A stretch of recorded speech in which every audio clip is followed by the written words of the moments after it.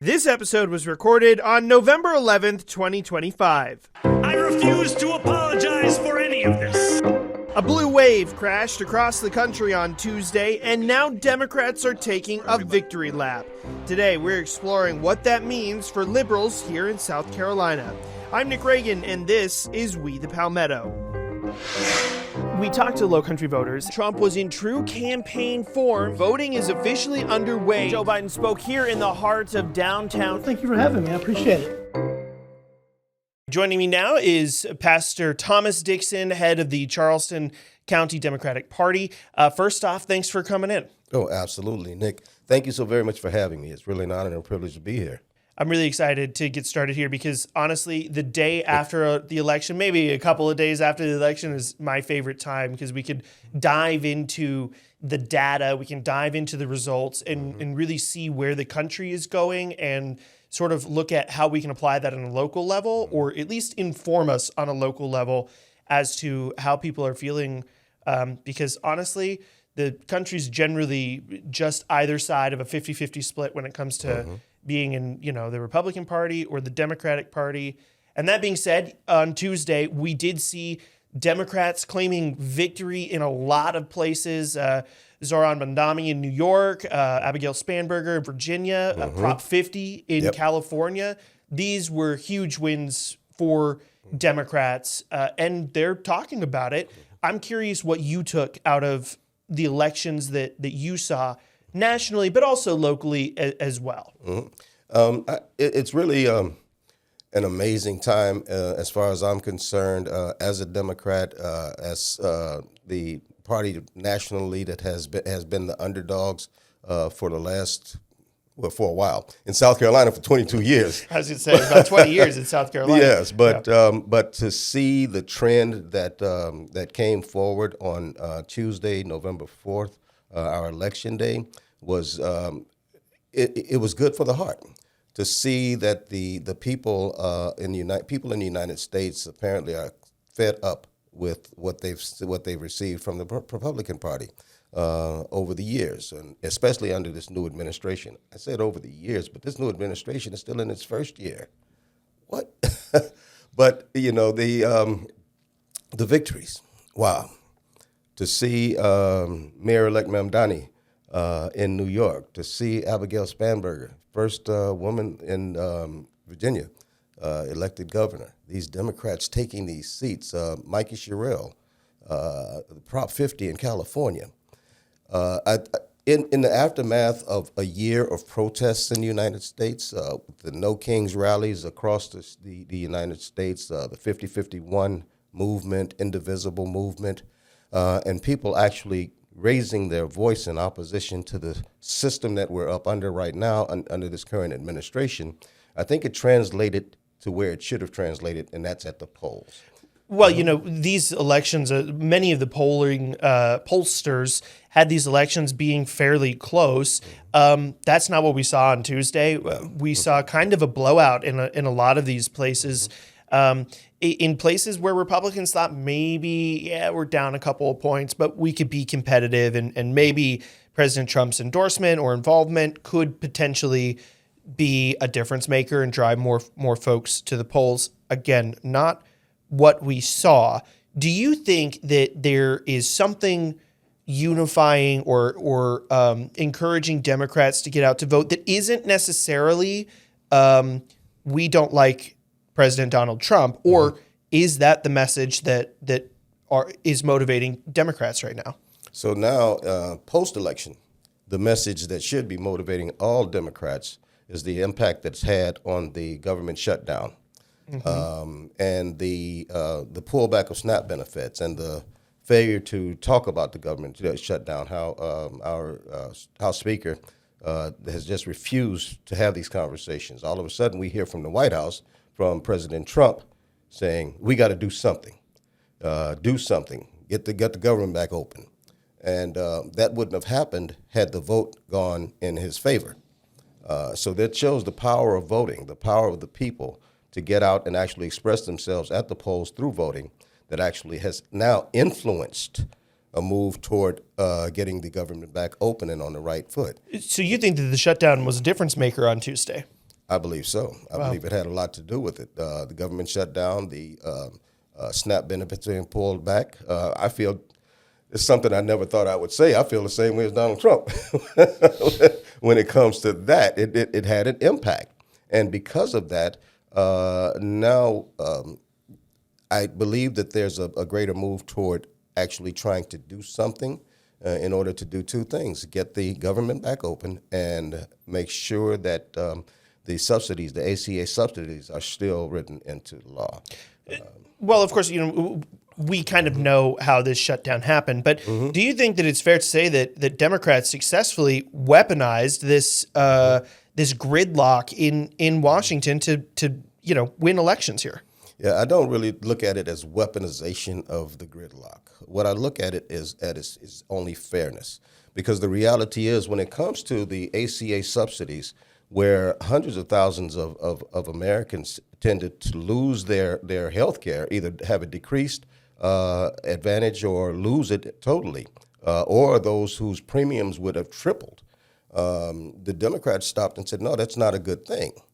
So it wasn't we're going to use this as you use the SNAP situation as leverage in order to get this happen. It was a matter of we need to make sure that people are eating and have health care. That's not weaponization. That's only fair. That's only fair. And the reality is the Republicans that are in charge of all of this, all that they needed to do was say, okay, then we will keep the health care subsidies. What's wrong with making sure that people have their health care available? Right, renewing a continuing resolution to keep the government funded at what it was funded before. Right. I do wonder, though, because Democrats are the ones holding the cards in this shutdown right now. They have to come to the table. And they're not coming to the table until they get the ACA subsidies that they're looking for. When will the shutdown end? Because caught in the crossfire are Republican and Democrat constituents everywhere who, quite frankly, many don't pay attention to politics at all. They just know that they don't have food, or they don't have their benefits, or they're not working right now because the government is shut down. So when did Democrats reopen the government? As soon as the Republicans do what the good people of the United States want them to do, and they proved this by the way that they voted on Tuesday, that they want a government that works of the people, by the people, and for the people. And they're not satisfied with the direction that our Republican leadership is taking our government. So you think that the vote on Tuesday says to the Republicans in Congress and at the White House that Americans support what Democrats are saying in regard to health care subsidies? Absolutely. Interesting. Absolutely. Absolutely. I don't believe that the Americans are saying that they support people going hungry. Neither do the Democrats. But it's just a simple matter of signing over the ACA subsidies. How difficult is that? But the promise that the Republican Party makes of, okay, then let's just get it done right now and we'll worry about that afterward. We promise that we will. There's a big problem with Republican promises to do things. They don't keep their word, and they haven't traditionally kept their word. And the Democrats in Congress, they know that. They know that this is a false promise, that once it's signed, it's going to be a done deal. And those hundreds of thousands of South Carolinians, let me just say South Carolinians, right, millions nationally, will lose their health care.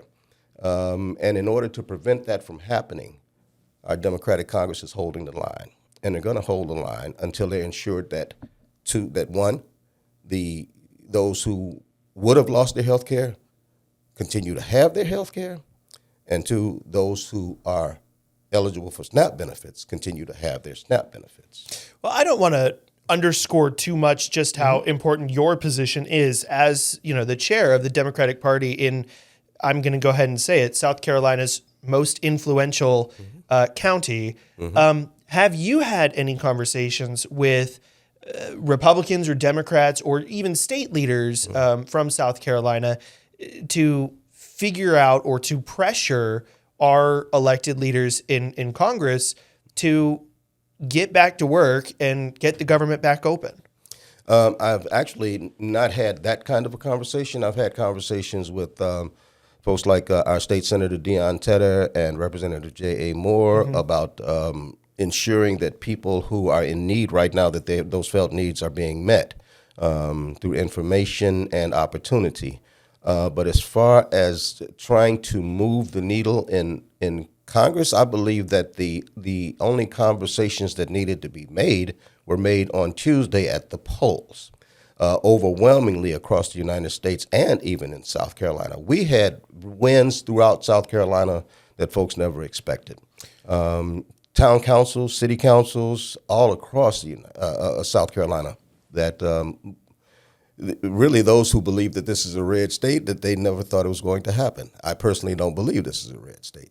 Well, it's certainly closer than I think people want to admit. I want to go back to election results, though, nationally for just a moment, because New York is such an interesting case where the winning candidate, the Democratic nominee, Democratic Socialist, Mamdani, he's such a polarizing figure in the Democratic Party, even that we saw Donald Trump supporting Andrew Cuomo, a Democrat running as an independent, to defeat Mamdani. And that ploy didn't end up working. But I wonder what your take is on, a candidate like, I think he's 34 years old, and he represents a much more left wing of the party than I think we see certainly in South Carolina.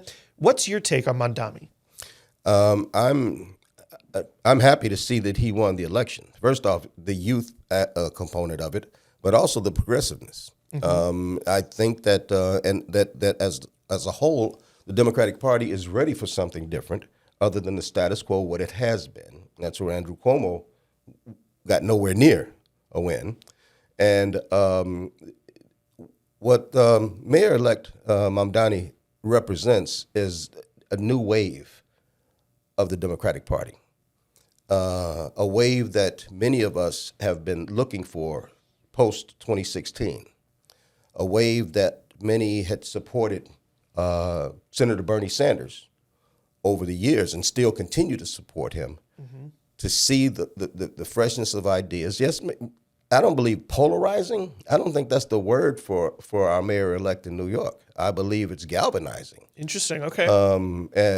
For men and women, people of good cheer, people of goodwill in the United States, those who believe in a nation that is truly of the people, by the people, and for the people, because that's what progressive or democratic values represent, the people.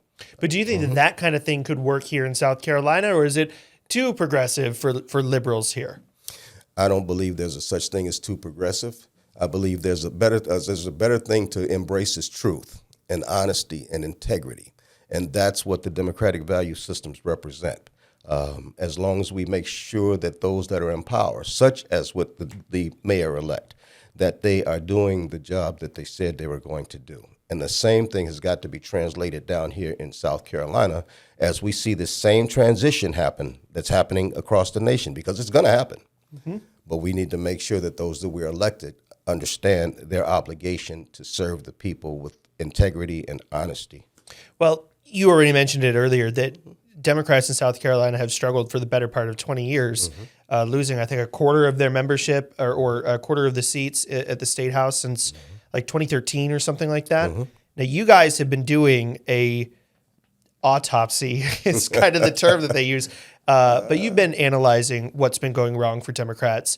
And last month, I believe that you guys had a sit-down conversation looking at the issues and trying to figure out what the solutions are. One of the things I believe you picked out was that there needs to be an influx of younger voices and stronger younger voices as well that can move Democrats in the right direction moving forward. I wonder if that can be done and how it can be done here. Yes, that's key, the influx of younger voices. If we're not developing a youth component, a younger component, then we're setting ourselves up for future failure.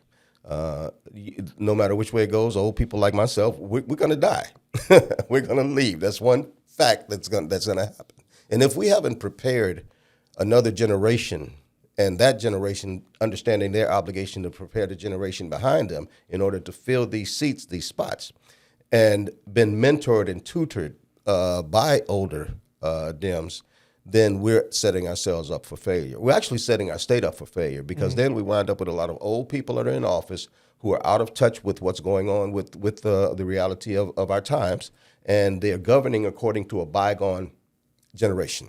And we can't have that. We can't stay fresh and up to date with outdated thought processes or people who are stuck in a time warp. We need new people. Well, just this week, I believe we've learned that Representative Nancy Pelosi, she is going to be calling it quits. She's not going to run again. Is it time for someone like Jim Clyburn to retire? I absolutely believe it is, and I don't hesitate to say so. He's served our state extremely well for over 30 years. He's accomplished things that many would hope that they accomplish in a lifetime. Proudly served our nation. But there comes a time in politics that there should be a shelf life in politics. And once that shelf life is exceeded, it's time to step down.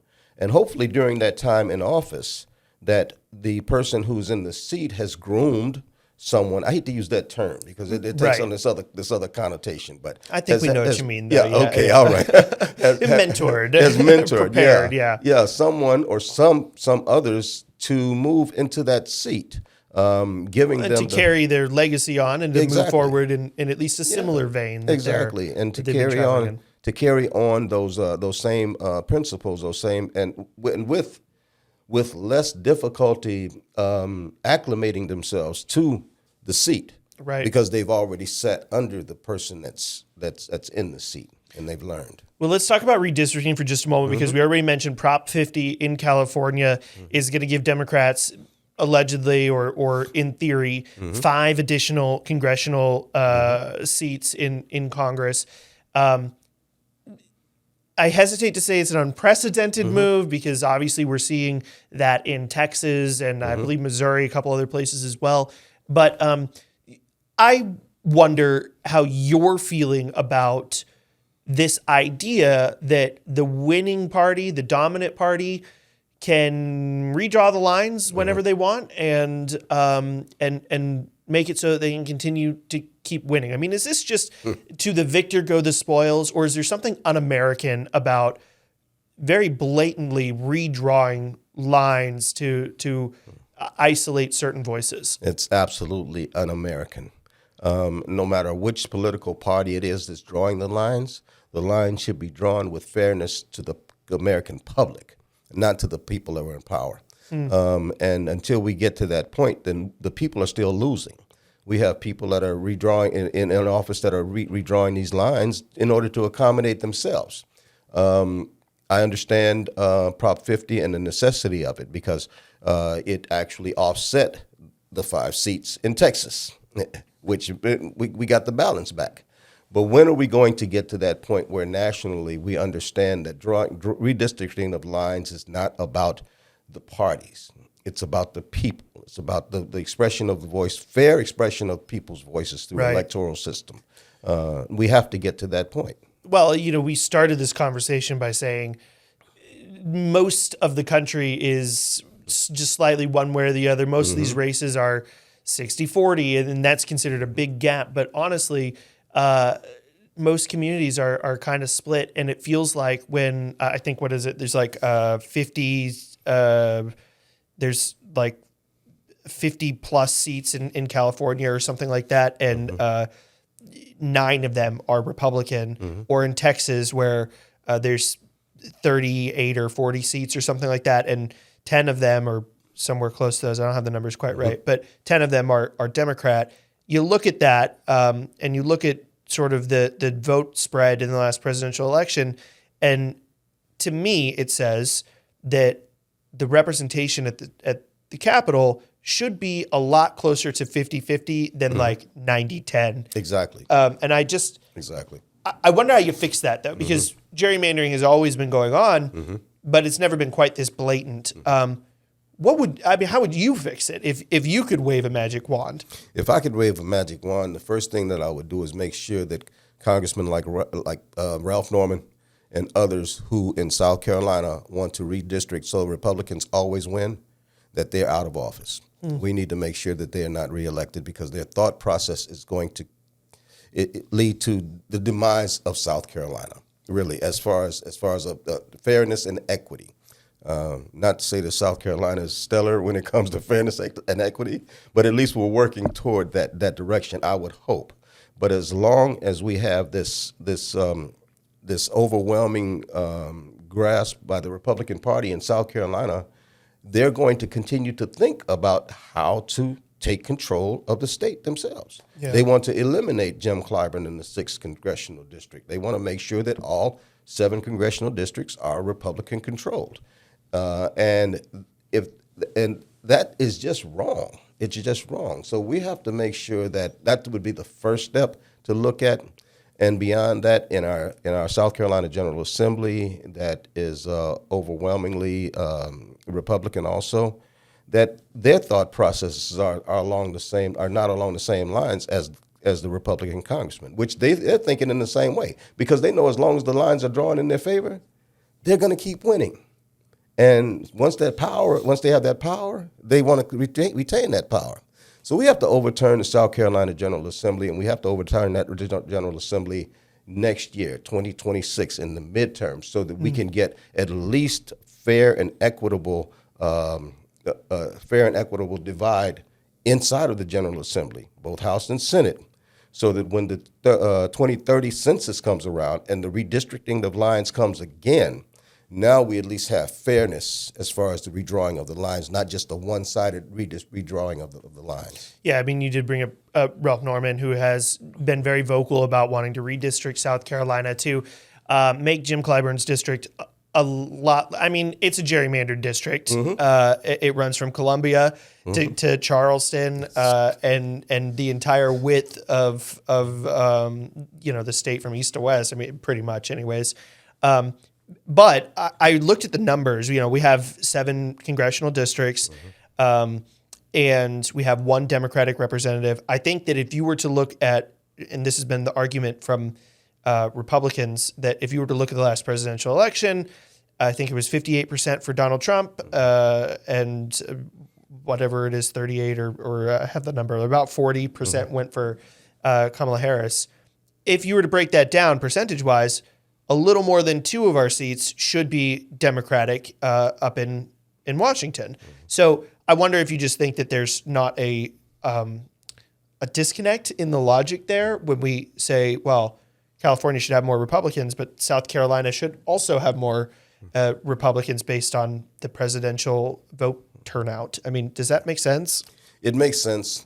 And we have to add in the variable of those who did not go to the polls. Out of the over 3 million registered voters in South Carolina, only 2 million went to vote. There's 1 million people who did not go to the polls and vote for whomever.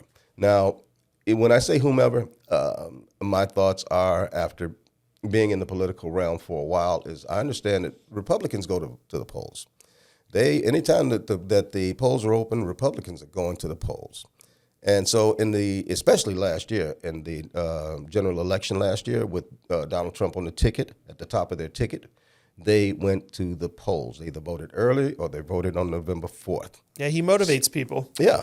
So of that 1 million who did not go vote, I have no reason to believe that it was anybody other than Democrats, independents, or those who just refused to be affiliated with any party whatsoever, who sat out the election. So the reality is in South Carolina that at the end of the day, had those who did not vote been motivated to go vote, we might have upset this state, and Donald Trump might have not have come in as the victor in South Carolina. I mean, it does sound like you're talking about a demotivating incentive for voters that live in what everybody says is a red state, a red district, a red county, or what have you. One of the interesting things that happened in the local elections on Tuesday up in Georgetown, the mayor up there, that's one of the few mayoral races in the Low Country that is partisan. So the mayor up there, Republican, lost to a third party, not a Democrat, but a third party. Because the Republican incumbent is supporting the mess that's going on. And the people say, no, we don't want that anymore. What we want is something new, something fresh, something that's more people powered. And apparently the victor in that race won over the general public. I want to get your thoughts on one more thing here. The governor's race is heating up. We've seen a couple of Democratic candidates now entering the ring over the last 2 weeks or so. What is your thoughts on the current state of the Democratic side of the governor's race? And what do you think those candidates need to do in order to be competitive a year from now? Well, great question, Nick. The governor's race, and from the Democratic perspective. First off, I'm so happy that we have the candidates that have stepped up. I'm so happy that they have stepped up. Mullins-McLeod first, Attorney Mullins-McLeod first, and then State Representative Jermaine Johnson. I'm not sure, having run elections, having been in elections before, I'm not sure who's going to have the staying power of those two. But my personal thought is if those are the two that have come out already, I personally hope that nobody else gets involved. But that's just my personal thought. Of course, we live in a democratic society where anyone who wants to run for a seat can run for a seat. So I wouldn't take ill about anybody that steps up. But I just hope that the two that have come out as early as they have, that they're the only ones that wind up in this race. And so that if it comes to the primary, that there'll only be those two. Unfortunately, with the primary system that we have, what we see happening is the more people we have in these races, in primaries, the more money is spent, money that actually could be spent on winning the ultimate general election. So I'm really, and that's my main reason why I would like to see a single candidate moving forward, or the two that are there right now moving forward, and no more. Because I just don't want to see money spent that could go toward beating whomever the opponent is for the people. And to be fair, it'll still be an uphill climb for them between the primary and November of next year. Last word, though. Republicans are framing the elections on Tuesday as blue voters voting in blue states, electing blue candidates. Do you think that's fair? Are we overblowing the results from Tuesday? Yeah. First off, I can't bank on any framing that the Republican Party does, because they like to frame things that to look the way that they want them to be framed, or the outcomes to look as the way that they want to. Whereas myself as a Democrat, I'm just going to call a spade a spade. I'm going to call it as it is. I'm going to say whatever the data says. That's what I'm going to say, and that's what I'm going to go with. Emotionalism in the political realm is great if you're trying to hype up a crowd. But if you're trying to win for the people, emotions should not be a part of it. We need to be victorious for the people. But this whole the setup for moving forward, I believe that the messaging that's going to come from my party, from us as Democrats, is that yes, we can, as Barack Obama said. The indications are there. This was a more, not just nationally, but in South Carolina, Tuesday set a tone for upward mobility, upward movement in the political system. With people, I think, actually realizing that the system that's in place in South Carolina, that is actually under the umbrella of the system that's in place in Washington, D.C. right now, is counterproductive to the good of the people. And the people decided to, okay, then we're going to get out and we're going to go vote. Even though it wasn't the massive turnout that it should have been, that's something that we work at. It's about making progress. The disenfranchised in the Democratic Party, I think those numbers are starting to shrink. They're going to gently dwindle, especially as long as we can continue to point out the failures of the Republican Party to work for the people instead of working for themselves. Well, at the end of the day, framing all aside, a win is a win, and Democrats get to take their victory lap. All right. Chairman of the Democratic Party here in Charleston County, Pastor Thomas Dixon, thank you. Nick, thank you so very much. I really appreciate you.